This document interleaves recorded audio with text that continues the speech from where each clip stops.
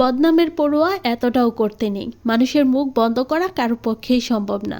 আপনি যতই ভালো কাজ করেন না কেন, সুযোগ পেলেই সমালোচনা হবে। সময় কাল স্থান বদলালেই মানুষের মত বদলে যায়। আজ যে প্রশংসা করে, কাল সেই প্রশ্ন তুলতে পারে। আসলে কাউকে পুরোপুরি খুশি করা যায় না। প্রত্যাশার শেষ নেই কারো জীবনে। একটি চাওয়া পূরণ হলে আরেকটি চাওয়ার জন্ম নেই সঙ্গে সঙ্গে। তাই অন্য কারো কথাই নিজেকে কষ্ট দিবেন না। নিজের বিবেকের কাছে সৎ থাকাই শ্রেষ্ঠ। আসসালামু আলাইকুম ভিউয়ার্স, কেমন আছেন সবাই? আলহামদুলিল্লাহ, আমরাও ভালো আছি। প্রতিদিনের মতো সারাদিনের একটি ব্লগ শেয়ার করছি। আশা করছি পুরো ভিডিওটির সাথেই থাকবেন। হাতে মাখা তরকারির মজাই কিন্তু আলাদা, তবে সব তরকারিতে না। আজকে হচ্ছে বেলে মাছ দিয়ে আলু টমেটো ছোট ছোট কুচি করে নিয়েছি। সব কিছু দিয়ে মশলাগুলো দিয়ে দিয়েছি। বেশি করে কাঁচামরিচ দিয়ে হাতে মেখে একসাথে তরকারিতে জলের পানি দিয়ে বসিয়ে দিয়েছি।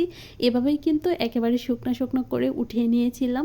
তরকারি কিন্তু হচ্ছে এদিকে অফ ক্যামেরায় ডিম সেদ্ধ দিয়ে নিয়েছিলাম। ডিমগুলোর খোসা ছাড়িয়ে নিচ্ছি। রান্নার পাশাপাশি ইফতারটাও রেডি করব। আর ডিমগুলো সেদ্ধ দিয়েছি হচ্ছে ইফতারের জন্য, এগুলো হচ্ছে তরকারি রান্না করব না। এখানে হচ্ছে বাঙ্গি আর চিনি রেডি করে রেখেছি শরবত বানানোর জন্য। তরকারিটা হয়ে গেছে, আমি উঠিয়ে নিয়েছি। আর আজকে কিন্তু ধনিয়া পাতা শেষ হয়ে গেছে বাসায়। যখন আনা হয় একসাথে বেশি করে, তখন নষ্ট হয়ে যায়।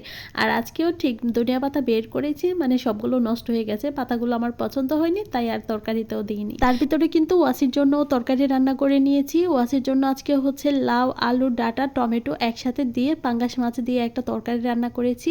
আর বরাবরই কিন্তু ওর তরকারিতে মশলা একেবারে দিয়ে বসিয়ে দেই, কোনো বাগার দেই না। এখানে হচ্ছে পুপা মাছ ভেজে নিয়েছি, তো পরবর্তীতে মাছ ভুনা করব। আর সবজি কেটে রেখেছিলাম, সেই সবজিটা ভাজি করব। প্রথমেই হচ্ছে অল্প কিছু রসুন কুচি আর কাঁচামরিচের কয়েকটা ফালি দিয়েছি, দিয়ে হালকা একটু ব্রাউন করে ভেজে নিয়েছি। তারপর দিয়ে দিয়েছি পেঁয়াজ কুচি। এখন সব কিছুকে আরও একটু ভেজে নিয়ে পরবর্তীতে সবজিগুলো দিয়ে দিয়েছি। এখন হচ্ছে আরও কিছু কাঁচামরিচের ফালি দিয়েছি, স্বাদ মতো লবণ, হলুদ, ধনিয়া গুঁড়ো সব কিছু দিয়ে খুব সুন্দর করে নেড়ে চেড়ে আর কি উপর নিচ করে আমি ঢাকনা দিয়ে ডেকে রেখেছিলাম।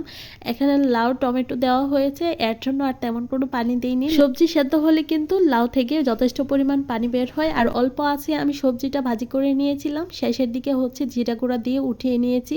রসুন কুচি আগে ভেজে নিলে যে কোনো সবজি ভাজি কিন্তু খেতে খুবই মজা হয়। তবে ধনিয়া পাতা ছাড়াই আজকে সবগুলো তরকারি রান্না করা হচ্ছে। এদিকে হচ্ছে মাছ ভুনাটা বসিয়ে দেব, তার জন্য পেঁয়াজ হালকা ভেজে নিয়ে গুঁড়ো মশলাগুলো দিয়ে দিয়েছি।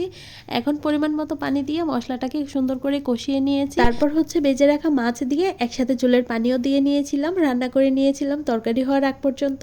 শেষের দিকে হচ্ছে ছোলা রান্না করতে হবে, ছোলা ভাজা শেষ হয়ে গেছে। আর ইফতারি কিন্তু মুড়ির সাথে ছোলা ভাজা না হলে একেবারেই জমে না। আজকের ভিডিওটি এখানেই শেষ করছি। কেমন হয়েছে কমেন্ট করে জানাবেন। সবাই অনেক বেশি ভালো থাকবেন, আমাদের জন্য দোয়া করবেন। আল্লাহ হাফেজ সবাইকে।